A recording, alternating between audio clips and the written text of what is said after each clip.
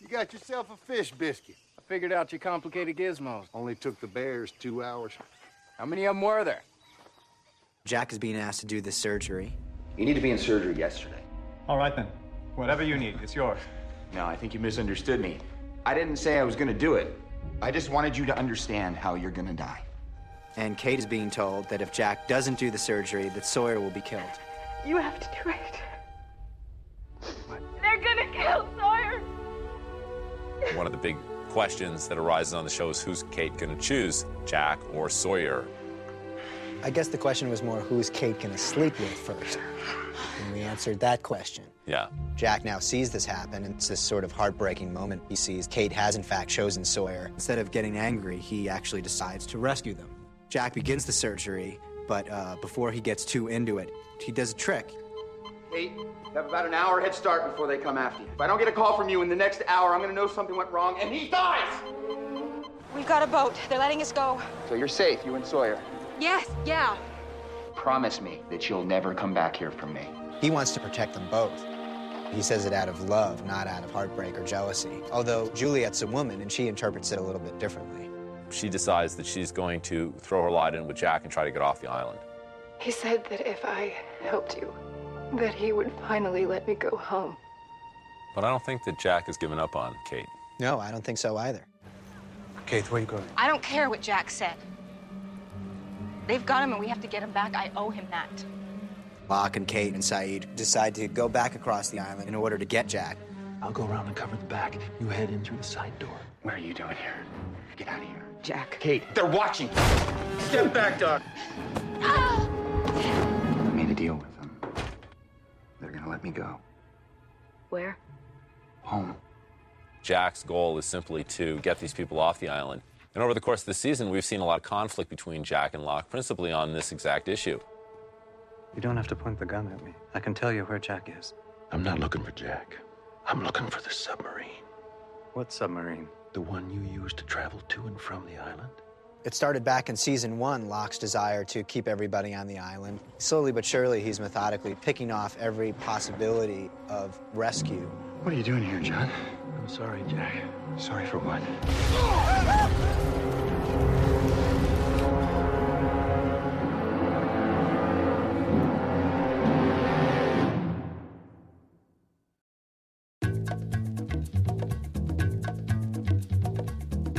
Why do we love football? Because it gives us the opportunity to show what we can do. The Canon Digital Rebel XTI. With 10 megapixels and over 70 years of Canon innovation built right in. The Canon Rebel, America's favorite way to shoot America's favorite sport. My friend recommended her stylist, Leo. I looked like a poodle. It was out to here. Leo said, no worries. He used new Tresemme smooth and silky shampoo and conditioners. It even has vitamins and silk proteins in it. My hair is so much smoother. 5 times, to be exact. And then Leo told me Tresemme is salon quality and it's affordable. New Tresemme, smooth and silky. Professional, affordable. In one day. Bingo! ABC tomorrow. When's the engagement party? A time to celebrate. I'm aboard the love train. And a time for duty. So I'm going to Iraq. The most emotional season finale. There's a very real possibility that I might not be coming back. Brothers and Sisters, Sunday, 10/9 Central, only on ABC. Free. Finally, a national wireless plan where every call you get is free. Free.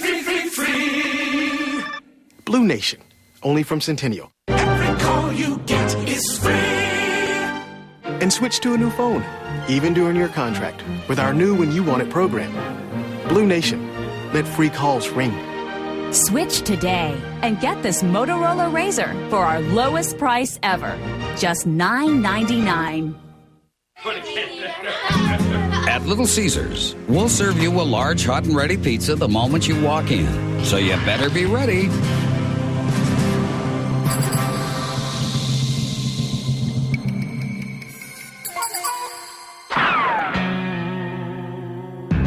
Little Caesars large, freshly made $5 hot and ready pepperoni pizza. Are you ready? I'll be back. I'll be ready. Pizza, pizza. She was afraid to come out of the locker. She was as nervous as she could be. She was afraid to come out of the locker. She was afraid that somebody could see. It was an yellow polka dot bikini that she wore for the first time today. An itsy-bitsy-teeny-weeny yellow polka dot bikini. Nice chatting. See you in another life, yeah? Crossing paths and intersecting lives. In some sense, I think the show is about how we're all intertwined in our lives. The linkage between these characters is an important part of their journey and connects it metaphorically to the kind of journeys that we all have in our own lives. But the question remains, is it all for a reason? I fell in love with the wrong guy. He conned me and embarrassed me. He was a bad guy. I have a son. He's about your age. We find out, for example, that Jack and Claire have the same father, I don't even know your name. although they don't know that they are half-brother and half-sister. I want it to stay that way. These are all stories about what are the series of events that led them to get on this plane. Because everything had to happen exactly the way that it did happen. And when they bump up against each other, you realize many of them wouldn't have made the choice to get on that plane were it not for other people. Tell me, what's a walkabout? The walkabout is a journey of spiritual renewal. You want to tell me something, Mace? No.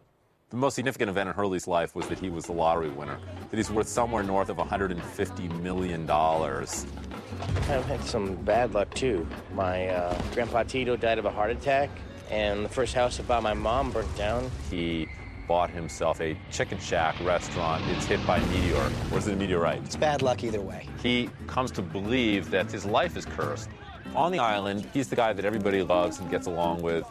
I bid 4 papayas. At the same time, he is hoping that this island has shed him of his unlucky curse. I have hope. There is a Dharma bus on the island. He decides that getting this car running will really be a manifestation of the possibility of hope.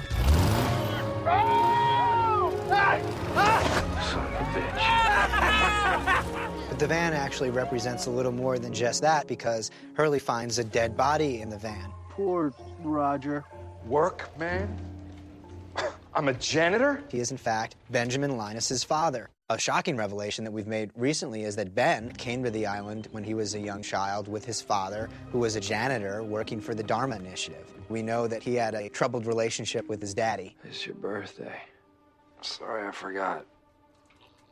Kind of hard to celebrate on the day you killed your mom. We went for a hike. You had to come early. Now, she's gone. And I'm stuck here on this island with you. And that led him to become a fairly dark and twisted individual. I've missed her too.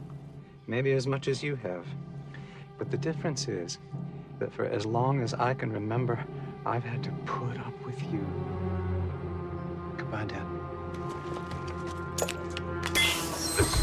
Many have wondered what became of the Dharma Initiative. We learned the answer when Ben led a mass extermination and emerged as the leader of the others. You want us to, go get his body? No, leave him out there. We discovered that the others and the Dharma Initiative are not the same. So while Sawyer is sitting there next to this skeleton drinking beers, they don't realize the sort of dark story behind this van that is actually unfolded. He's drinking beers with a skeleton, and Correct. He's not aware that there's anything dark about that? No, he's having a good time, believe it or not. I mean, you get your kicks any way you can on the island. Ben would be very happy if he was able to be the leader of the others and was to grow them into a prosperous society. And now John Locke has shown up, and John Locke has sort of exhibited certain specialness, and that's really threatening to Ben. What if I told you that somewhere on this island, there's a very large box, and whatever you imagined, whatever you wanted to be in it, when you opened that box, there it would be. That was a metaphor. Dad? The whole island is a magic box.